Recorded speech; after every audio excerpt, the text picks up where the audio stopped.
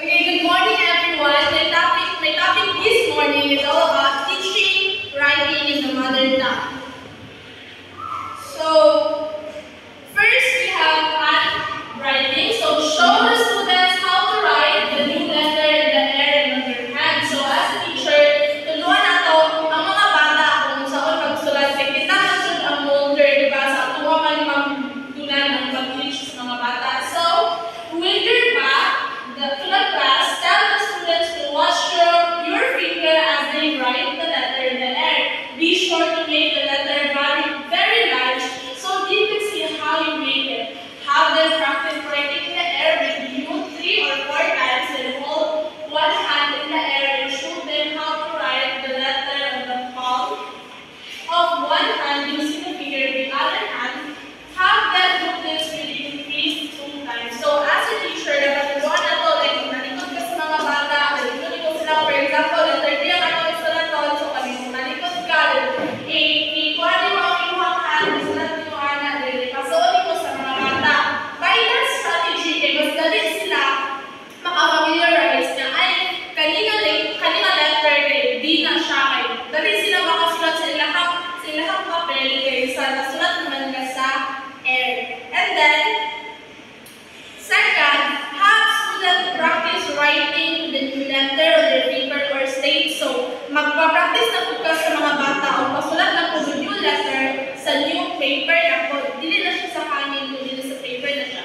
And then, write the new letter on the board. So, you will go into write the new letter on the board. Like, for example, if the letter is letter K or letter Z, so you need to write it on the board so that the children will easily understand or will easily adopt how to write the letter. And then, have students practice writing a letter on their state or in their exercise book 10 times. So, ibuhang ipasulat sa mga bata o pabalik-balik ang letter para madali lang siya bilang makabalaan. And then, 3, have students practice writing the new keyword on their paper slate. Write it 3 or 4 times and everyone can clearly see how you write it. And then have students write the keyword 10 times on your slate or in their exercise book. Walk around on their room and see how they are doing. Help everyone who is having trouble with writing the word. So, yung mga suruyo ang mga bata, yung suruyo yung students, nakatawag mo ko, nagsulat ba sila, kaya pabalik-balik na yung sulat ang letter sa ilahaw. Upad yung student anak ay one sila, kaya tapunan sila, kapuyan sila. So, ikaw as a teacher, mag-tour around ka sa room, yung mga suruyo ng every corner na nagtawag mo, yung mga pupils, kaya nagsulat ba sila sa letter, yung mga nakasulat.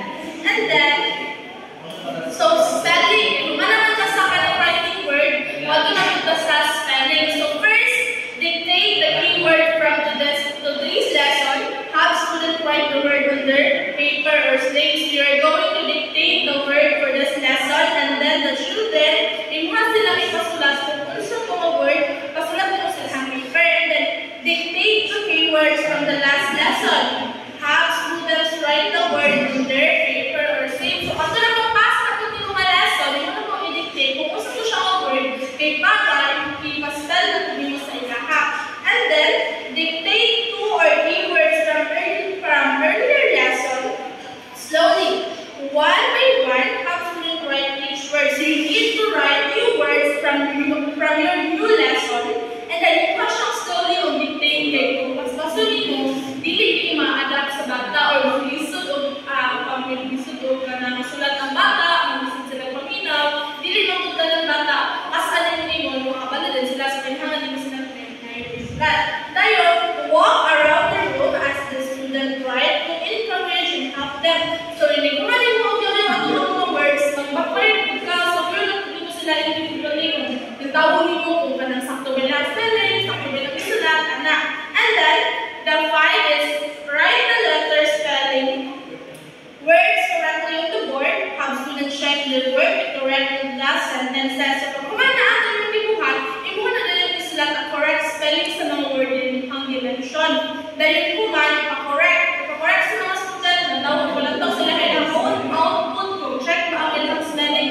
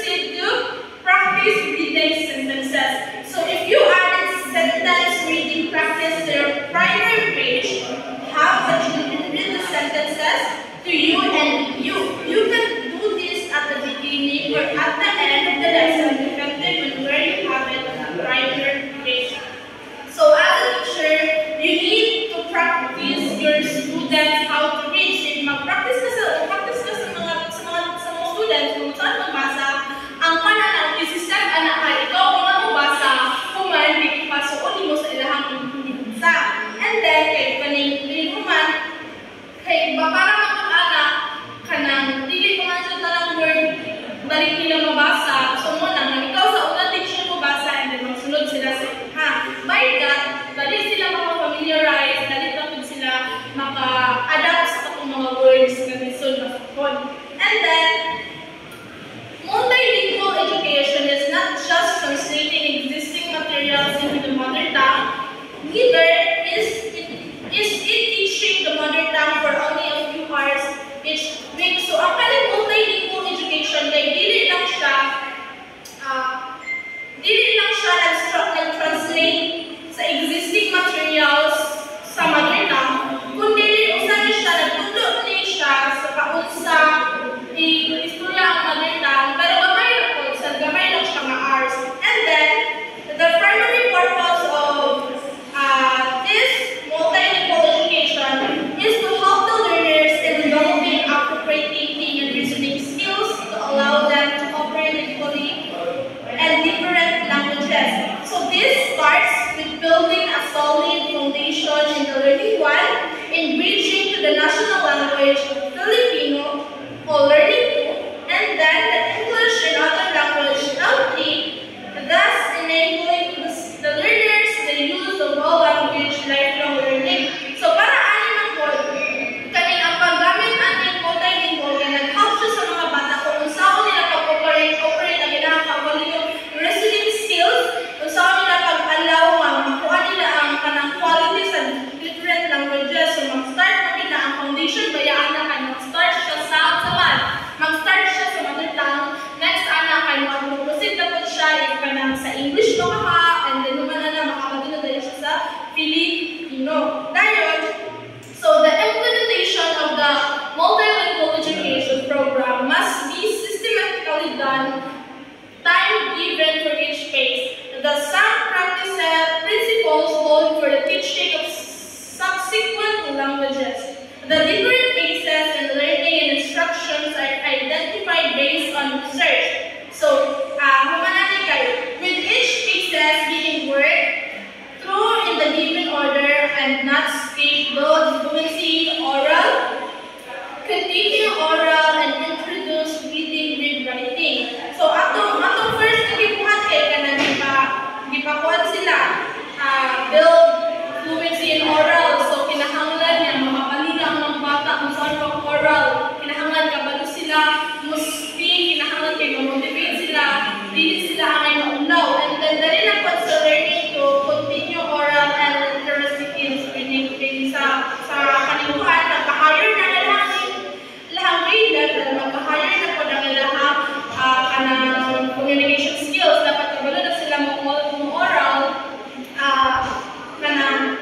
oral literacy. So,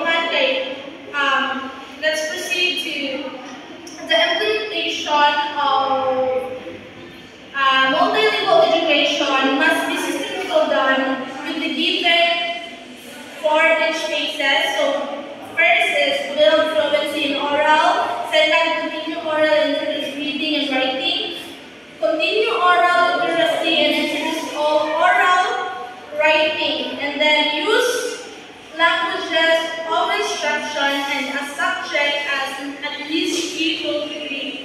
And then last is,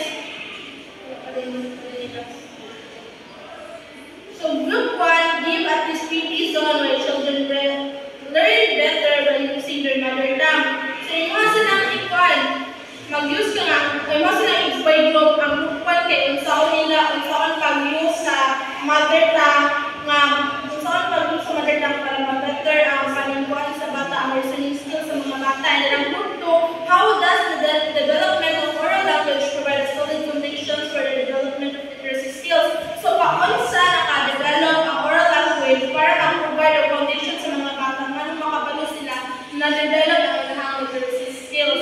And then explain how the language experience approach, and then how does the use of two-track method with the focus of meaning and accuracy provide balanced literacy instructions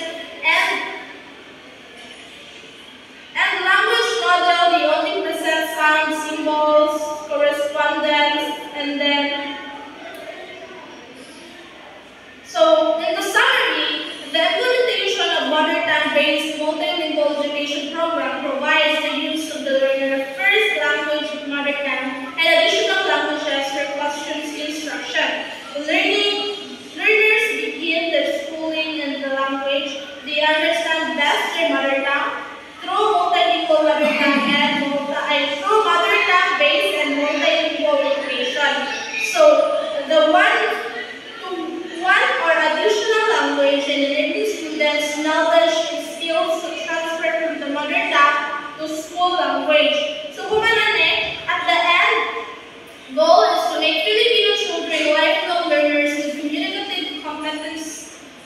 and the 3 languages from the mother tongue, the Filipino, the national language, and English. So the global language mother tongue is implemented in 2 ways.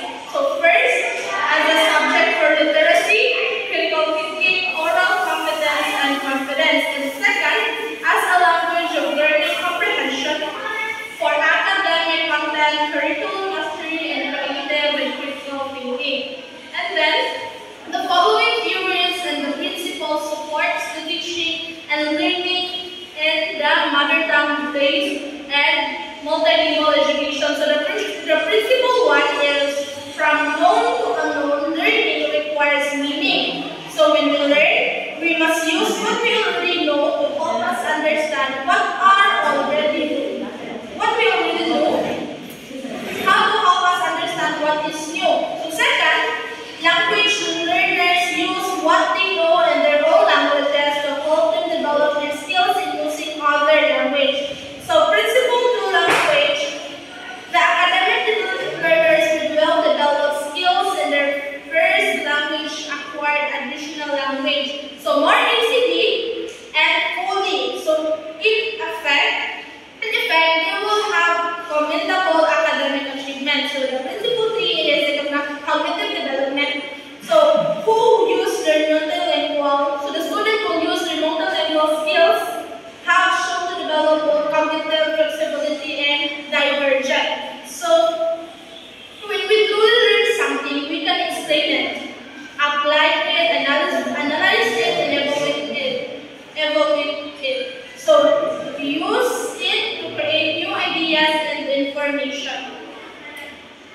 So it takes minimum of 2 years to learn basic communication skills. So learning it takes 5 years or more than learn enough for learning complex academic concepts, know and what huge of additional able farmers are not normal part of learning. So when we say semantic, this refers to developing meanings for the word children hear and say in their conversations with others in both syntax or grammar. So this refers to learning the rules of how words link together. And when we say morphology, this refers to figuring out how to manipulate morphemes and the smallest units of meaning in language. So phonology, this refers to understanding sound structure to the language, and pragmatic, it refers to the social uses of language, basic social rules like using appropriate expressions in this specific situation. So literacy refers to the reading and writing. In achieving literacy, young children need writing to help them learn about the books. Hence, oral language and literacy can be joined to strengthen children's school reading and success. And this is only possible with the teacher and the other adults. So, by understanding the different language and literacy domains that are given here, provides professional knowledge necessary for planning effective instructions of the required skills covered by each. And then, oral language comprehension.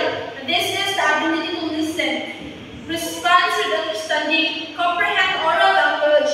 Children need to pay attention and listen with purpose. So, dili lang kay maminaw na mawala comprehend. So, dapat maminaw with comprehension. Naay ng page of attention sa di maminaw.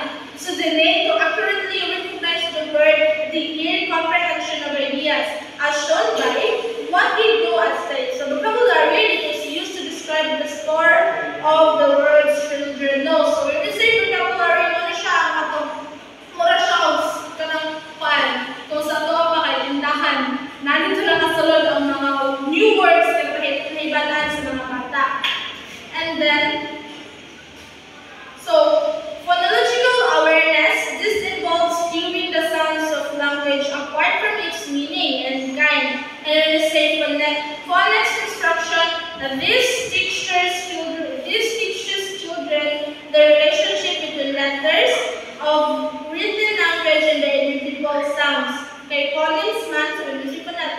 Diri nag-start ang relationship between sa letter o ang written language sa individual steps. So when we say alphabet knowledge, this is the ability to name and write the alphabet letters. So the names of a letter gives the clue to its sounds, which is valuable information of emerging readers and writers. So sa alphabet knowledge, nila dapat makabalo na ang bata kung sa nila letter, kung sa sound ang nila letter, kay bayda, kung bayda to ang mga letter, makabalo na mabasa ang bata tungkol sa sound sa letter. And when we say concept about print, this refers to the knowledge about books and printed words. So fluency, this is the ability to read and text accurately, quickly, and expression. So repeated and anong banha kayo? Repeated. So ano to siya? And then comprehension. And this is the reason for reading. It is purposeful, active, and constructive. So writing and composing, so handwritten, it is the skill. So planned international teaching helps children to make good process. It uses effective instructional strategies to ensure that children are engaged in learning such instructional strategies and evidence-based, and they become best